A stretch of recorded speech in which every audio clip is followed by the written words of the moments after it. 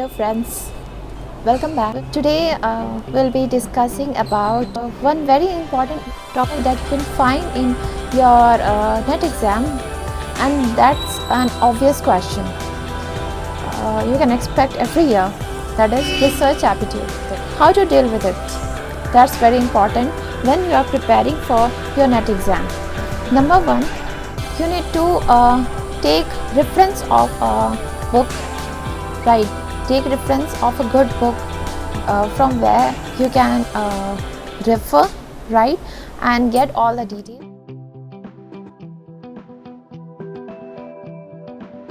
Let me be clear about how to begin with it. First of all, you know what is the term research all about, right? What the term means, the definition, right? There are several definitions given by several authors that you can find, at least 5 to 6 definitions. You just mug it up, right?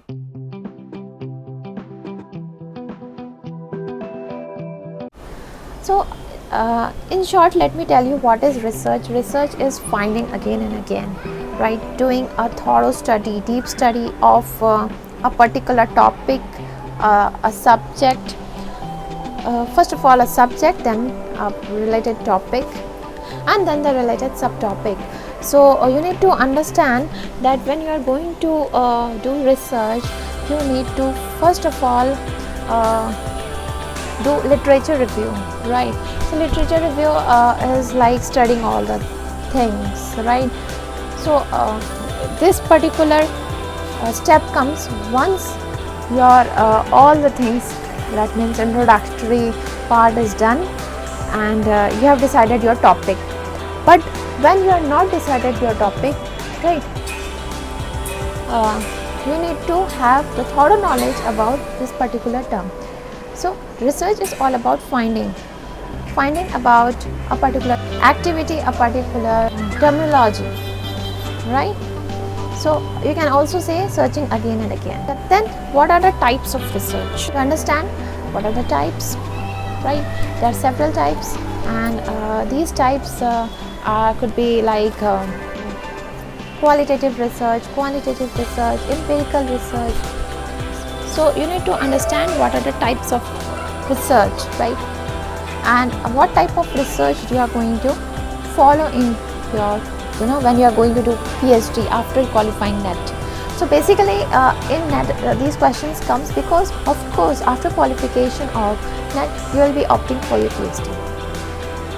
So please thorough about the types of research. Number 3 is, what are the steps to do research?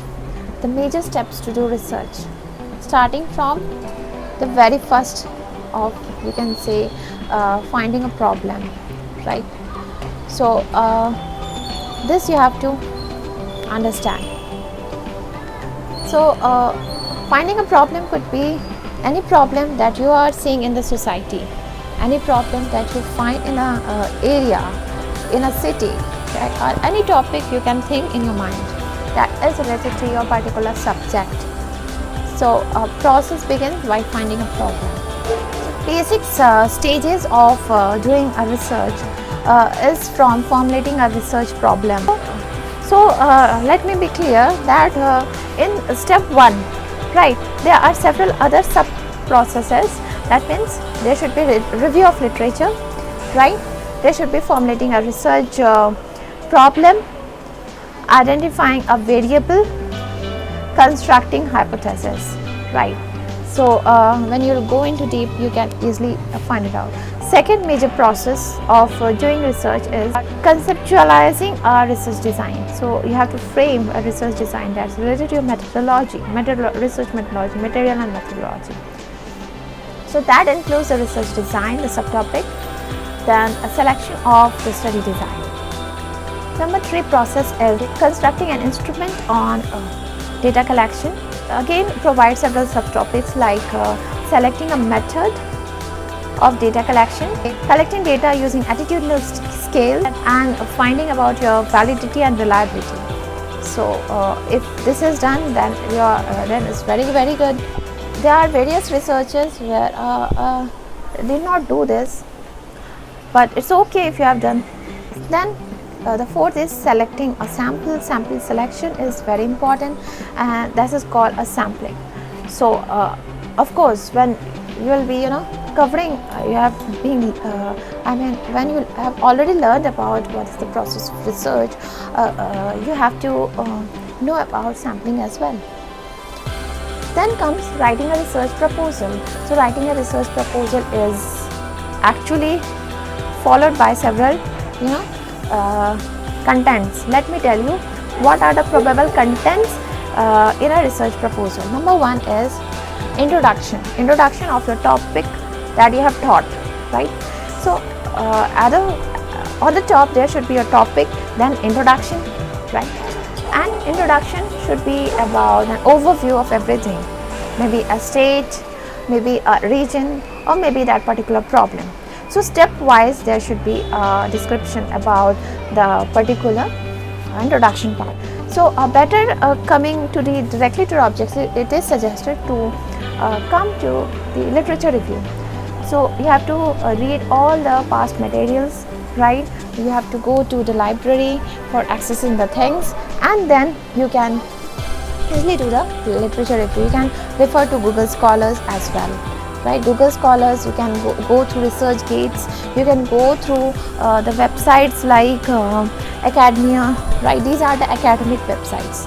So there you will find several thousands and lakhs of you can say research papers, right, written by several authors and experts of the field, right?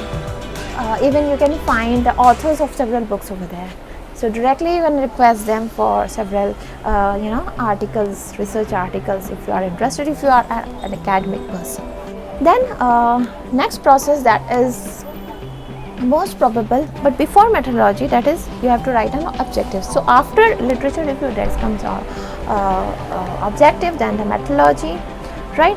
In a research proposal is methodology, construction of your methodology part, what type of material you are using, and then comes the final references. References is what else articles you have referred.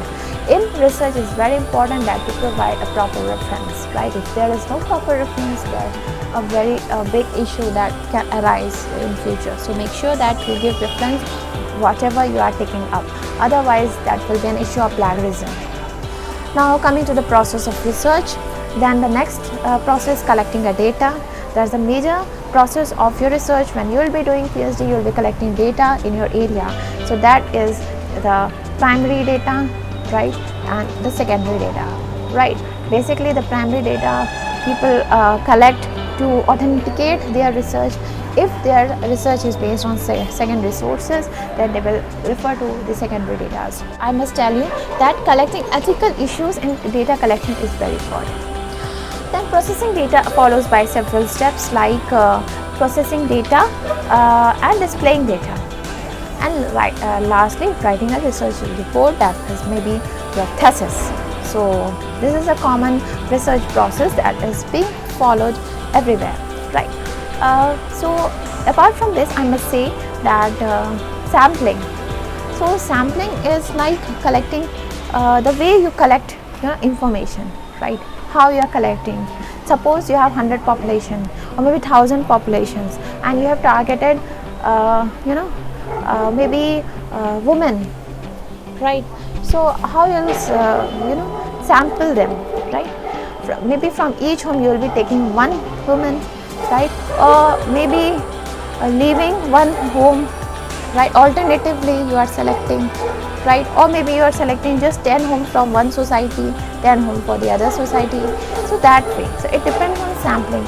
In detail I'll be discussing about samplings. So keep watching my video. Till then, have a nice day and stay safe.